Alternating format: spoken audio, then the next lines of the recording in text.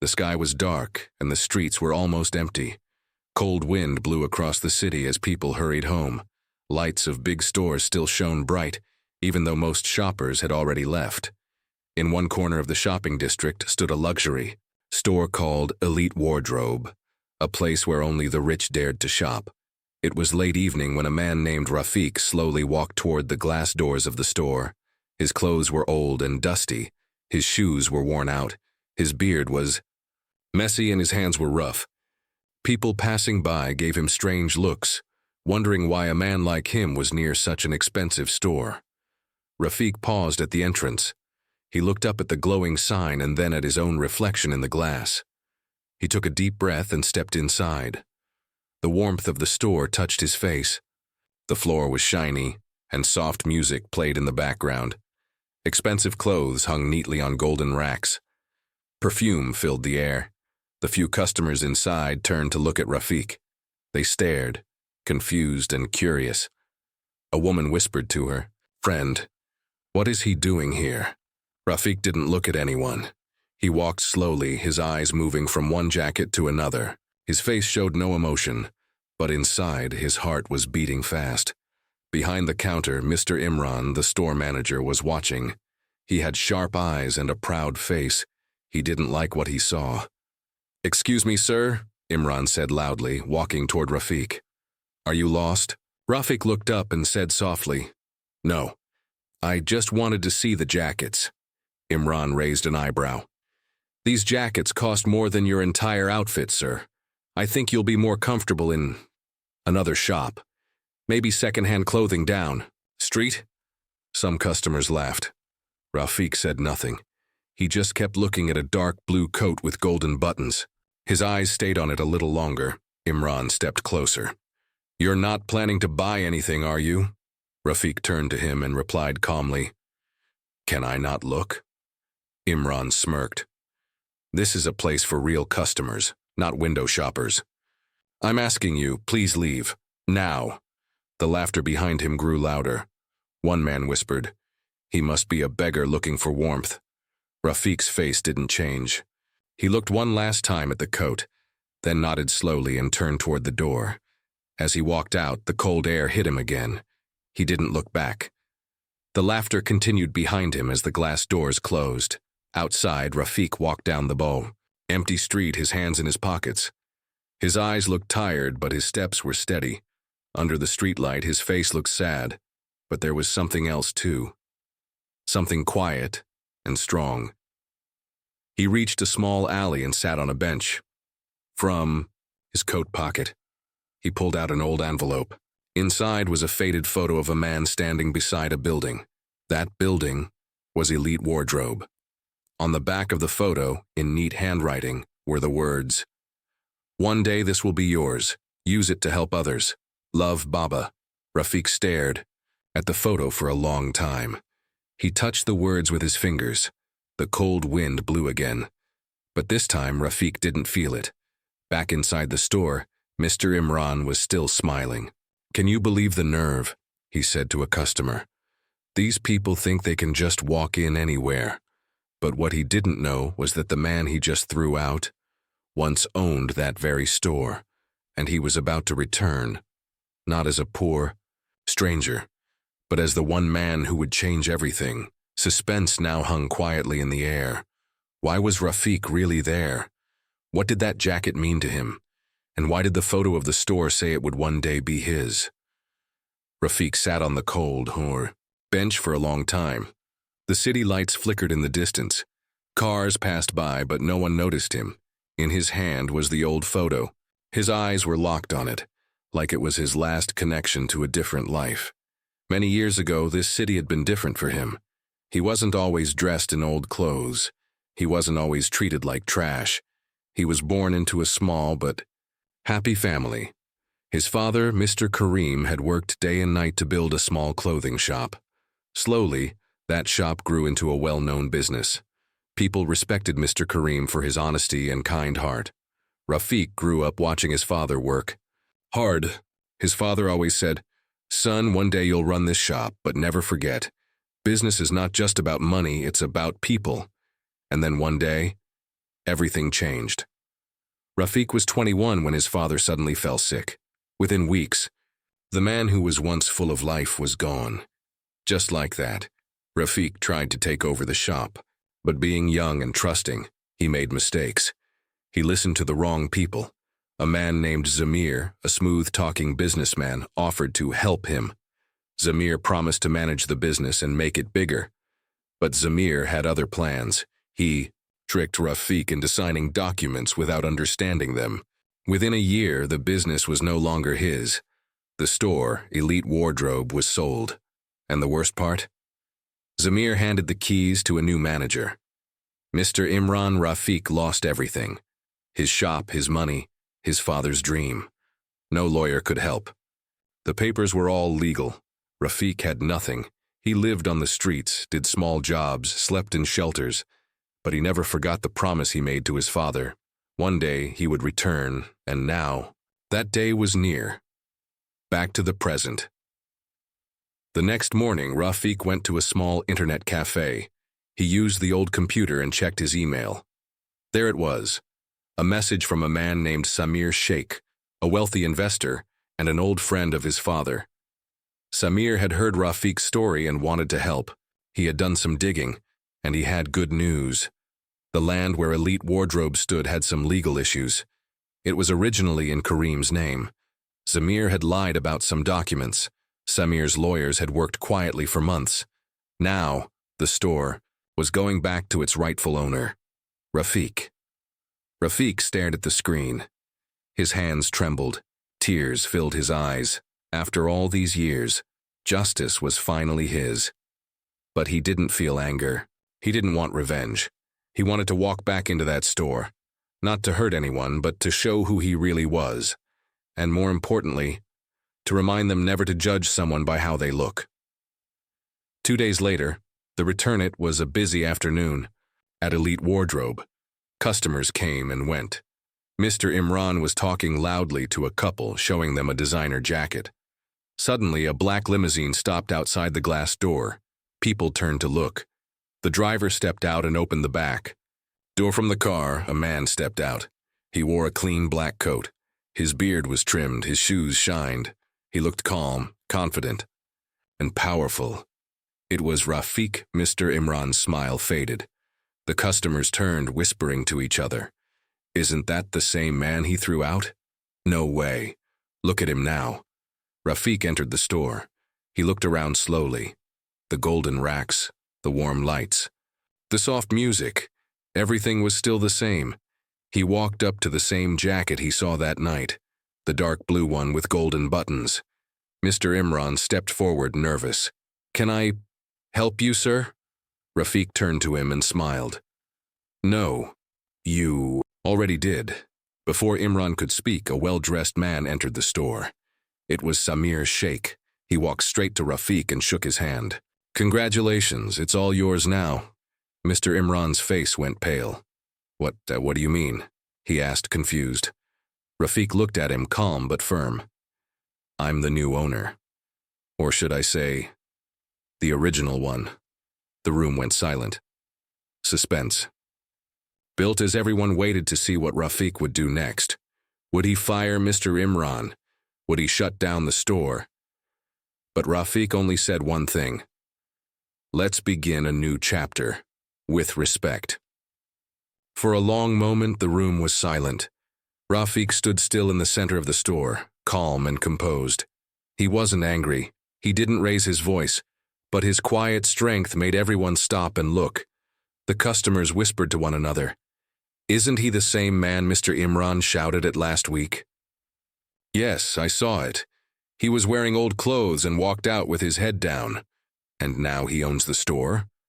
The surprise in their voices grew louder. Even the staff stood in the corners, unsure what to do.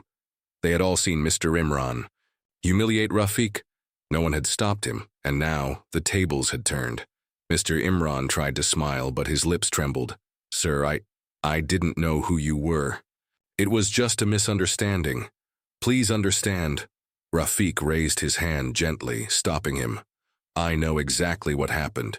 You judged me by my clothes, by my silence, and by my empty hands. But you never once asked why I came here." Mr. Imran looked at the floor, speechless. Samir Sheikh, standing next to Rafiq, finally spoke. "We've reviewed all the documents. Legally and rightfully, this store belongs to Mr. Rafiq. From now on, he is the sole owner." Mr. Imran's knees weakened. He took a step back, his pride crushed. A quick meeting Rafiq turned to the staff and said calmly, "Please gather in the lounge. I'd like to speak with everyone." The staff, though still shocked, followed his instruction. They had never seen such grace from someone so wronged. In the staff room, Rafiq stood before the employees, all of them watching him with wide eyes. "You may know me as the man who was thrown out," he began softly. "But once, I was the son of the man who built this store from nothing. My father, Mr. Kareem, believed in kindness, honesty, and respect." He paused, letting the words sink in. "Years ago, I lost everything because I trusted the wrong people. But I never forgot this place, and today, I return not for revenge, but to rebuild it with dignity." A young employee, Amina, raised her hand hesitantly. "Sir, will you fire Mr. Imran?" The room held its breath. Rafiq looked thoughtful. "I should, but I won't, not today." Gasps spread across the room. "He will stay for now," Rafiq said, "but under strict observation. This store will no longer be a place where people are judged by how they look. It will be a place of welcome, warmth, and honor, for customers and for workers." Tears welled up in Amina's eyes. "No one has ever spoken to us like this, sir." Outside the store. Meanwhile, the news had spread fast. People stood outside the store looking through the glass. Journalists had even arrived, sensing a powerful story. One reporter, curious, approached the entrance. "Is it true? Did a homeless-looking man become the store's new owner?" A customer, still inside, nodded. "And he didn't yell or insult anyone. He just walked in and changed everything with words." The reporter looked amazed. "What's his name?" "Rafiq." A quiet moment after everyone left the staff room, Rafiq walked back into the showroom alone. He stood in front of the same blue jacket, the one he had admired the night he was insulted. He gently touched the fabric. A voice behind him spoke. "Sir, would you like to try it on?" It was Amina. Rafiq smiled. "Maybe another day," she hesitated. "Sir, why didn't you shout at Mr. Imran? He was cruel." Rafiq looked out the large window. Snow had started falling. "Because anger doesn't fix broken hearts," he said. "But kindness, sometimes it can heal what pride has destroyed." Amina didn't say a word. She simply nodded and walked away. Mr. Imran's reflection.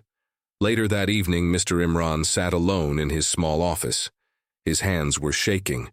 All day, people had looked at him differently, some with judgment, some with pity, but no one had respected him like they once did, and yet Rafiq had not fired him. "Why?" he whispered to himself. He remembered how rude he had been, the way he had looked at Rafiq's worn-out clothes and laughed. He hadn't cared to ask Rafiq's name. He hadn't even treated him like a human. Now the same man had returned with power, respect, and kindness. It was unbearable. Tears rolled down Imran's cheeks. For the first time in years, he felt truly ashamed. The next morning, the store opened, like usual, but everything felt different. Customers walked in with curiosity, whispering about the new owner who once looked like a beggar. Employees stood straighter, more respectful, unsure what the day would bring. Mr. Imran, wearing a forced smile, stayed mostly inside his office. He didn't want to face anyone. His guilt was too heavy. Everyone knew what had happened. And worse, Rafiq's kindness made his shame harder to carry. But Rafiq was not in the main showroom. He was in the basement, an old door, a rusty lock, with the help of the store's oldest employee, an old watchman named Bashir. Rafiq found a rusty metal door hidden behind dusty racks and broken mannequins in the basement. "This door hasn't been opened in 10 years, Bashir said. "Your father used to go in there sometimes, always alone. He said it was private." Rafiq stared at the lock. Something in his heart told him this room held more than old memories. He turned the key Samir had given him, a special key found in his father's box of personal items, and slowly opened the door. Kriak! Dust flew in the air as the door opened. A soft, musky smell filled the small hidden room. The walls were lined with old wooden shelves, boxes, and files. There was a large safe in the corner and a single light bulb hanging from the ceiling. Rafiq stepped in. The room felt frozen in time, uncovering. The past he picked up an old file. The pages were yellow but still readable. Inside were handwritten notes, his father's writing. It spoke of hidden shares, undocumented property, and a trust fund. Rafiq's eyes widened. This could change everything. According to the documents, his father had secretly set aside a large amount of wealth under Rafiq's name, meant to be unlocked only if he ever returned to the store. But there was something more. Tucked under the last page was a sealed envelope. Rafiq opened it slowly. Inside was a letter. The letter from his father to my son, Rafiq. If you are reading this, then you've returned. And that means you've survived what I feared most. Betrayal. I couldn't protect you when everything fell apart. I gave this store to a trusted partner after your disappearance, but I always believed you would come back. This store is yours, by heart and soul. But even more, I leave you with something stronger. Truth. There's one more thing you must know. Imran. He is not just a stranger. Rafiq stopped reading. He felt a sharp twist in his chest, shock and realization. He slowly turned the page. The letter continued. Imran was once like a brother to me. I trusted him, but in the end he was part of the reason we lost everything. He took advantage of our absence. He took what wasn't his. Rafiq's eyes filled with fire. He remembered how Imran had mocked him, insulted him, and all along, Imran knew who he really was. The betrayal ran deeper than he thought. A confrontation. Rafiq walked back upstairs, letter in hand. His steps were calm, but his face was tense. Everyone noticed. He walked straight into Mr. Imran's office without knocking. Imran looked up nervously. Sir, Rafiq, everything all right? Rafiq placed the letter on the desk. You lied, he said. Voice calm but heavy. Imran's face turned pale. What do you mean? You knew who I was. You knew what you did to my family. And still, you humiliated me. Imran stood up, panicking. No, please, listen, I only did what I was told. Told by whom? Rafiq asked.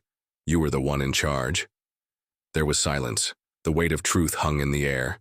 The staff gathers. Rafiq called a staff meeting. The employees gathered, unsure of what was about to happen. This store has secrets, Rafiq said, and it's time to bring them out. He held up the letter.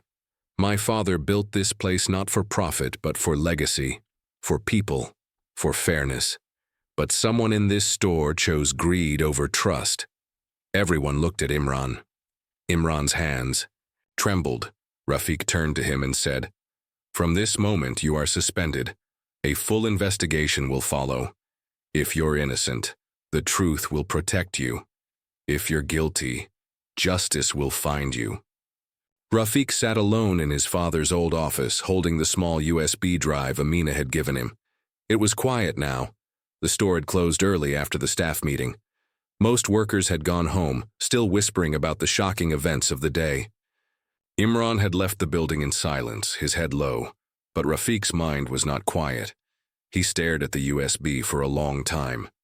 The label on it read, Confidential, do not open. He plugged it into the old laptop that once belonged to his father. The screen blinked. A folder popped up. Rafiq clicked it open. Inside were 3 files. Video 1 MP4, Financial Secrets, DexLSX Audio, Record Confession, MP3. He took a deep breath and clicked on the video first. A face from the past. The screen lit up with footage from a hidden camera. It showed Mr. Imran sitting in the same office, this very room. He was not alone. Another man, older, wearing a gray suit, sat across from him. Rafiq leaned forward. The man in the gray suit was Mr. Zahir, a longtime business partner of his father. They were speaking softly, but the camera caught everything. Mr. Zahir. He's gone now. The store is vulnerable. We must act quickly. Imran. But what if the son comes back? Mr. Zahir. He won't. He has nothing.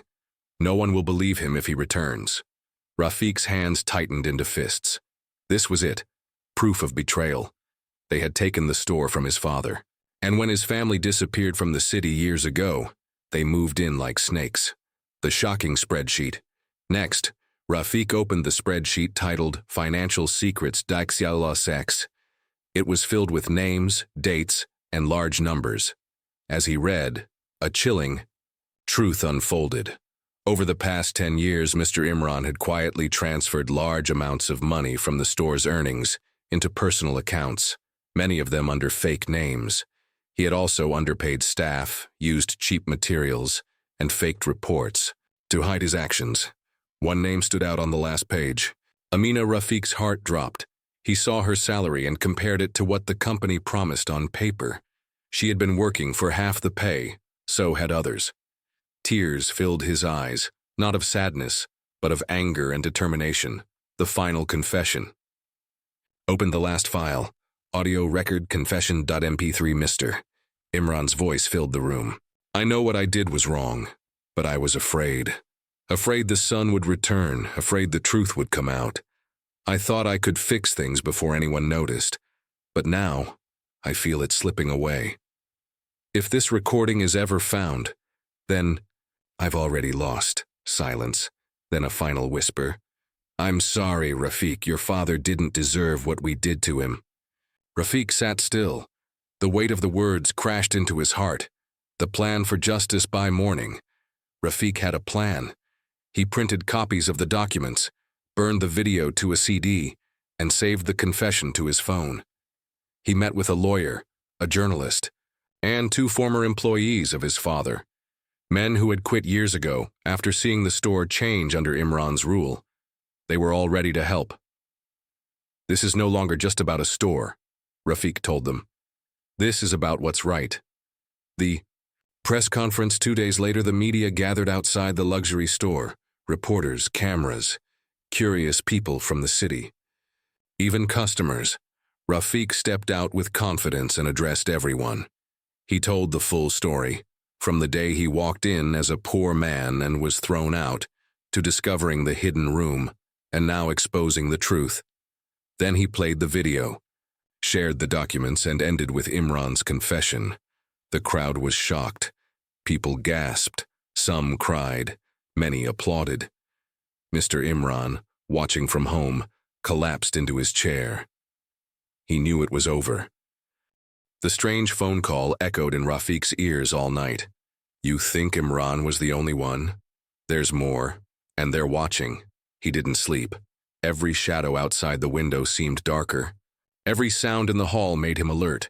He had just exposed a man who ran the store like a king, but now it felt like the real enemy was still hiding. New beginnings, quiet warnings.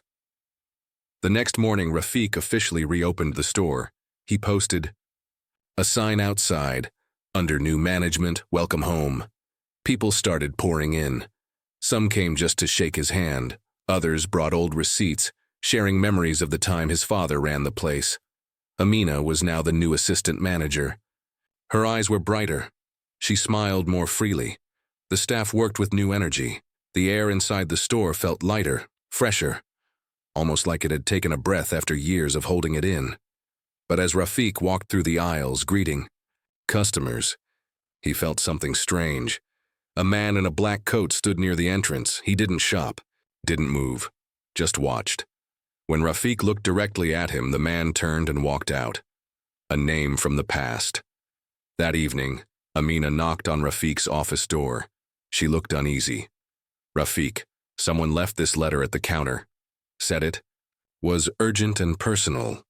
Rafiq took the envelope. It had no name, no return address, only one word on the front. Son. His heartbeat quickened. He opened the letter. The handwriting was old, shaky. If you are reading this, then you've found the truth about Imran. But Imran was only a piece. Your father's fall was not an accident. The real man behind everything was your uncle, Naveed, come to the warehouse at Dock 7, midnight, come alone. Rafik froze. Uncle Naveed, his father's younger brother, the man who disappeared after their father died, the one everyone thought was living abroad. A storm began to grow inside him, a choice of trust later that night. Rafik sat alone in his room, holding the letter. Amina knocked again. Are you okay?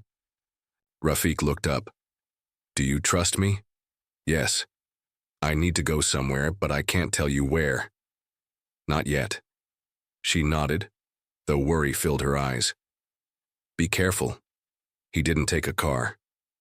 He walked quietly through the streets, keeping to the shadows. At exactly midnight, he reached Dock 7, an old, abandoned warehouse near the water. The wind was cold. The building looked like it hadn't been touched in years. He pushed the rusted door open and stepped inside. The face behind it.